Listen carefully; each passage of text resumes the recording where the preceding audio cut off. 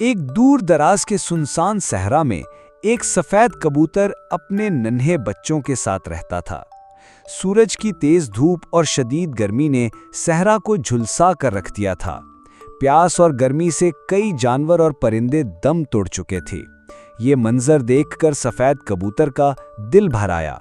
وہ بہت افسردہ ہو گیا۔ کبوتر نے اپنی چھوٹی سی چونچ سے زمین پر ایک گھڑا کھودنا شروع کیا۔ دن بھر کی محنت کے بعد اس نے وہاں ایک ننھا سا پودا لگا دیا۔ ہر روز وہ میلوں کا سفر کر کے پانی لاتا اور اس پودے کو پلاتا۔ دھوپ میں بیٹھ کر اس کی نگہداشت کرتا، اس سے باتیں کرتا، اسے امید دلاتا۔ وقت گزرتا گیا، پودا آہستہ آہستہ بڑا ہونے لگا۔ کئی مہینوں کی مسلسل محنت اور محبت سے وہ ننھا پودا ایک گھنا سایہ دار درخت بن گیا۔ اب وہ درخت صحرا کا واحد سایہ تھا۔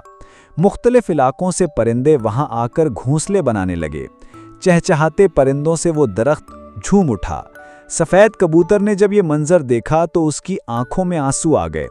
وہ خوشی سے رو پڑا، لیکن پھر اس نے آسمان کی طرف دیکھا اور آہستہ سے کہا، مگر کسی نے لائک اور سبسکرائب نہیں کیا۔